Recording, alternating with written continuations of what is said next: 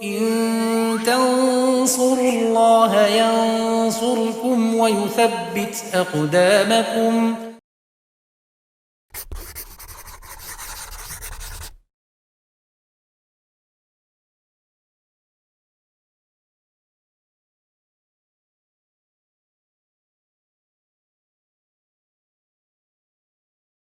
Bismillahirrahmanirrahim. Assalamualaikum warahmatullahi wabarakatuh. Alhamdulillah wassalatu wassalamu ala rasulillah wa ala alihi wa sahbihi wa man tabi'ahum bisanin ila yaumiddin, amma ba'd. Kaum muslimin wal muslimat, pemirsa Yufid Edu rahimani wa rahimakumullah. Kita lanjutkan pelajaran kita membaca dan belajar kitab Al-Muqaddimah Al-Hadramiyah, masih di pembahasan tentang air. Yang pelajaran sebelumnya kita sudah sampaikan ada air itu berubah, meskipun berubahnya banyak akan tapi tetap dihukumi suci dan mensucikan karena berubah dengan sebab benda-benda yang sulit dihindari, dan juga berubah karena sebab bendanya adalah mujawir yang telah kita bahas sebelumnya. Kemudian beliau melanjutkan penjelasannya, faslun yukrahu syadidu as-sukhunati, dimakruhkan menggunakan yaitu air yang sangat panas, wasyadidu al-burudati, dan juga air yang sangat dingin. Jadi air ada yang biasa, ada yang panas, ada yang sangat panas, ada air biasa, ada yang dingin, sangat dingin. Yang dimakruhkan adalah yang sangat panas dan sangat dingin. Para ulama berikan alasan kenapa demikian, karena kalau seorang menggunakan air yang sangat panas atau sangat dingin, maka tidak akan maksimal ketika berwudu, ketika mandi nanti tidak akan maksimal, dia akan mungkin dipercepat, kemudian kurang rata dan seterusnya, kesempurnaan jadi berkurang, sehingga ini dihukumi makruh. Alasan lain karena bisa jadi akan membahayakan anggota tubuhnya.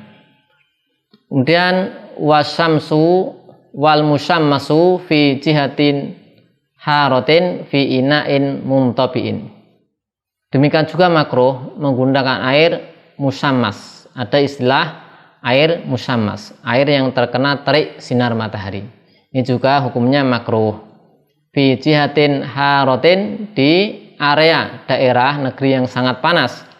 Fi ina'in muntabi'in, yang dia air tersebut berada dalam wadah yang terbuat dari logam, terbuat dari logam, dari besi, dari tembaga dan seterusnya. Kemudian makruh fi badanin duna saub, makruh jika digunakan di badan, tidak makruh jika digunakan pada baju.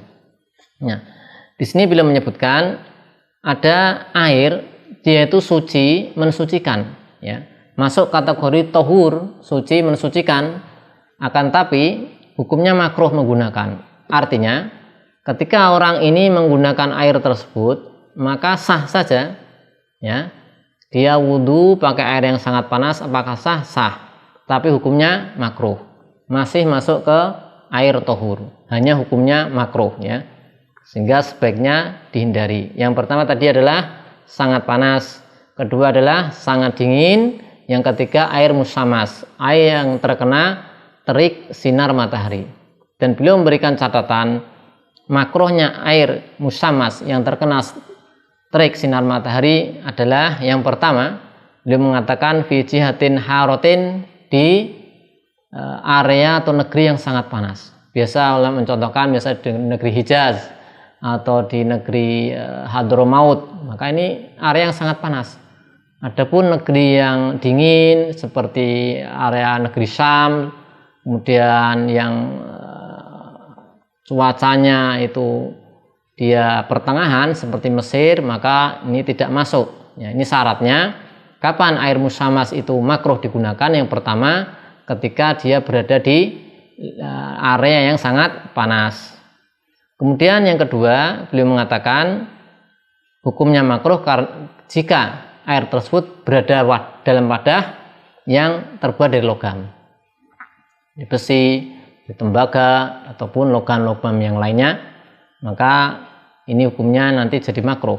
Adapun kalau wadahnya terbuat dari plastik, terbuat dari semen atau dari kayu dan yang semisalnya, maka tidak mengapa, tidak jadi makruh hukumnya. Karena alasan kemakruhannya adalah diantaranya adalah ini menyebabkan penyakit baros atau sopak atau vitiligo. Jadi dia ada belang-belang putih pada kulit. Ya. Kenapa bisa terjadi ini? Karena ketika tandonnya terbuat dari logam, maka ketika air terkena terik matahari, maka ada partikel-partikel dari tandon atau dari wadah tersebut yang terbuat dari logam akan masuk ke dalam air, masuk ke dalam di area atas air. Kemudian kalau air digunakan bisa menyebabkan yaitu penyakit sopak tadi. Sehingga kalau wadahnya terbuat dari plastik, dari kayu, ya ini tidak akan lepas partikel tersebut. Partikel-partikel seperti karat itu tidak akan ada karena wadahnya terbuat dari plastik, terbuat dari kayu dan semisalnya. Kemudian yang berikutnya, kapan dia makruh? Ketika digunakan di badan. Artinya digunakan misalnya untuk wudhu, misalnya untuk mandi, itu adalah digunakan untuk badan. Adapun jika digunakan untuk baju, semisal untuk mencuci baju, ya, maka ini tidak mengapa, hukumnya tidak makruh karena beliau mengatakan yaitu digunakan pada badan. Ya. Kemudian beliau mengatakan watazulu bitabridi, ya, yaitu kemakruhan air musamas itu hilang, tidak makruh jika sudah dingin, ya, didinginkan. Jadi kapan air musamas makruh? Ketika posisi sangat panas tadi, posisi airnya masih panas, terkena terik matahari, langsung digunakan. Adapun kalau nanti kemudian dibiarkan saja, didinginkan menjadi dingin, tidak panas, maka tidak makruh. Itu diantara syarat-syarat, yaitu kapan air musamas dihukumi makruh. Dan ini masih masuk dalam kategori air tohur. Ya, jadi dia suci mensucikan, akan tapi makruh digunakan. Kemudian beliau melanjutkan pembahasannya tentang air mustakmal. Faslun la tasihu at-taharatu bil ma'i al mustakmali al qalili fi raf'i hadasin wala izalati najasin. Beliau mengatakan tidak sah bersuci dengan menggunakan air mustakmal yang al-qalil, airnya sedikit, fi raf'i hadas, ya, untuk mengangkat hadas ataupun untuk menghilangkan najis. Apa itu air mustakmal? Itu air yang bekas digunakan untuk bersuci yang sifatnya wajib, ya. Jadi misalnya seorang berwudu, ya, pada basuhan pertama air pada menetes kemudian dikumpulkan, itu menjadi air mustakmal. Itu air bekas digunakan untuk bersuci yang wajib. Maksud bersuci wajib adalah bersuci yang harus dilakukan. Sebagai contoh tadi wudhu. Wudhu kita basuhan pertama itu adalah yang wajib. Adapun basuhan kedua, basuhan ketiga itu hukumnya sunnah. Sehingga air bekas basuhan pertama ini dihukumi mustakmal, ya. Karena basuhan pertama wajib. Adapun air bekas basuhan kedua, basuhan ketiga ini adalah sunnah, maka tidak mustakmal, ya, bisa dipakai kembali. Contoh lain misalnya air bekas digunakan untuk mandi sholat Jumat. Apa hukum mandi sholat Jumat? Hukumnya sunnah, berarti ini sunnah. Karena sunnah, maka bukan yang wajib, maka bekas air yang digunakan untuk mandi sholat Jumat hukumnya bukan mustakmal, artinya masih bisa digunakan. Beda halnya air bekas basuhan pertama ketika wudhu, juga basuhan pertama ketika mandi janabah, maka ini dihukumi mustakmal. Di dalam mazhab tidak bisa digunakan. Jika air bekas digunakan untuk bersuci wajib ini dikumpulkan, tidak bisa digunakan lagi untuk bersuci. Ini namanya air mustakmal. Ini masuk dalam kategori kedua tohir. Kategori kedua suci akan tapi tidak bisa mensucikan. Air mustakmal apakah suci? Suci, ya, zatnya suci, sehingga kalau terkena air mustakmal tidak menajiskan yang lain karena itu adalah benda suci. Tapi air mustakmal tidak bisa kita gunakan untuk mengangkat hadas, untuk wudhu, untuk mandi, nggak bisa. Apakah bisa digunakan untuk menghilangkan najis? Juga tidak bisa. Sebagaimana beliau katakan, wala izalati najas. Air mustakmal kita gunakan untuk membersihkan najis itu nggak sah. Meskipun najisnya secara terindra sudah hilang najisnya, kan tapi tidak sah digunakan. Namanya air mustakmal. Dan air mustakmal ini dihukumi mustakmal ketika airnya sudah berpisah dari anggota badan. Ya. Misalnya seorang wudhu ketika menggunakan air untuk membasuh tangannya, kapan itu mustakmal? Ketika air sudah menetes berguguran dari anggota wudhu, maka itu dihukumi mustakmal. Adapun air yang masih bolak-balik di anggota wudhu sini, dari ujung jari naik ke siku, dari sini digunakan, ya, kemudian terus ini masih suci mensucikan. Ya, selama masih berada di anggota wudhu tidak dihukumi mustakmal. Kapan mustakmal? Ketika air berjatuhan memisahkan diri dari anggota wudhu. Kemudian beliau juga menyebutkan yaitu jika airnya itu sedikit, ya, yaitu air terbagi menjadi dua, ada air banyak, air sedikit. Ya. Air banyak adalah air 2 kulah atau lebih. Adapun air sedikit, air yang kurang dari 2 kulah. 2 kulah sekitar 217 liter, ya, sekitar 217 liter. Jika airnya kurang dari 2 kulah, maka bisa mustakmal. Tapi kalau airnya lebih dari 2 kulah atau 2 kulah atau lebih, airnya banyak, maka tidak bisa dihukumi mustakmal. Misalnya kita punya kolam yang besar, ya, misalnya ada 300 liter, maka kemudian kita gunakan untuk wudhu, maka bekas airnya tidak bisa dihukumi mustakmal, karena airnya adalah air yang kasir, air yang banyak, ya, tidak bisa dihukumi mustakmal. Kalau diukur dengan kubus, ya, itu sekitar 60 cm kali 60 cm kali 60 cm volumenya, ya. Itu kalau dengan satuan liter sekitar 217 liter. Kemudian beliau menyebutkan pembahasan penutup tentang air mustakmal.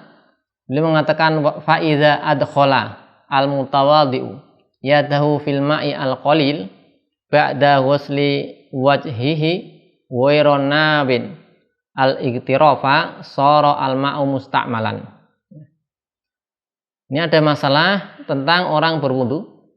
Jika seorang yang berwudu memasukkan tangannya, ya, di dalam wadah yang situ airnya sedikit, kurang dari 2 kulah.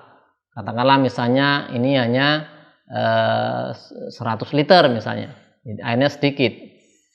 Dia ada orang berwudu memasukkan tangannya ke dalam air yang sedikit setelah dia membasuh wajahnya. Dia berwudu, ya, wudunya dengan memakai wadah, ya. Bukan air yang mengalir, tapi di dalam wadah diambil. Misalnya kita gayung, ya. Kita punya gayung, kita gunakan untuk berwudu, ya, atau ember atau gayung, ya. Kemudian setelah membasuh wajah, karena kita misalnya hanya mencukupkan 1 kali basuhan dan itu sah, kemudian setelah itu masuklah tangan seorang ke dalam air. Nah, ini kalau dia tidak punya niat apa-apa, langsung memasukkan tangannya ke dalam air tersebut yang airnya sedikit, maka airnya dihukumi mustakmal. Ya, artinya tidak bisa digunakan lagi kemudian untuk mensucikan anggota yang lain, ya. Karena apa? Karena setelah membasuh wajah adalah membasuh tangan. Ketika tangan masuk ke dalam air yang sedikit, maka ini dihukumi membasuh tangan. Berarti ini adalah basuhan yang wajib. Sebagaimana kita katakan tadi, bahasanya air musta'mal bekas dari basuhan wajib. Maka ketika seorang memasukkan tangannya ya ke dalam wadah yang di situ airnya sedikit, setelah dia membasuh wajahnya kemudian ingin mengambil air untuk membasuh tangannya, maka air di dalam wadah menjadi mustakmal, nanti tidak bisa digunakan untuk mensucikan anggota wudhu yang lain. Nah, bagaimana agar air tersebut tidak mustakmal? Maka beliau mengatakan yaitu dengan meniatkan, ya, meniatkan ketika mengambil ada niat untuk mengambil air. Jadi tangan kita niatkan sebagai ciduk atau gayung, bukan untuk membasuh. Ketika seorang sudah meniatkan tangannya untuk sebagai alat mengambil air, maka air tersebut tidak dihukumi mustakmal, ya, karena dia niatnya adalah mengambil air sebagai semisal gayung, semisal ciduk tadi, ya, sehingga tidak menjadi mustakmal. Namun kalau dia tidak meniatkan sama sekali, langsung memasukkannya tangan tersebut ke dalam air yang sedikit tadi, maka air menjadi mustakmal. Dan beliau mengatakan wal mustakmalu fi masnunin kal ghuslati as-saniyati wasalisati tasihu at-taharatu bihi. Kemudian sebagaimana kita singgung tadi, beliau di sini menegaskan air bekas dari bersuci yang sunnah. Beliau mencontohkan seperti basuhan kedua dan basuhan ketiga, maka tetap sah digunakan untuk bersuci. Misal kita berwudu, ya, kemudian kita basuh 3 kali. Basuhan pertama, misalnya kita basuh wajah, basuhan pertama, maka air bekas basuhan pertama itu mustakmal. Adapun setelah itu ketika kita basuh yang kedua kalinya, membasuh ketiga kalinya, maka bekas basuhan kedua yang menetes ke bawah, bekas basuhan ketiga menetes ke bawah itu tidak dihukumi mustakmal. Artinya masih bisa digunakan untuk bersuci, masih pada status air tohur, air mutlak yang bisa digunakan untuk bersuci. Dan tadi sudah pernah kita contohkan juga, misalnya adalah orang mandi untuk sholat Jumat, karena itu adalah mandi sunnah, maka bekas airnya masih bisa digunakan untuk bersuci. Ini tadi adalah pembahasan tentang air mustakmal dari kitab Al-Muqaddimah Al-Hadramiyah. Demikian yang dapat kita pelajari, semoga bermanfaat. Shallallahu ala sayyidina Muhammadin wa ala alihi wa sahbihi wasallam. Assalamualaikum warahmatullahi wabarakatuh.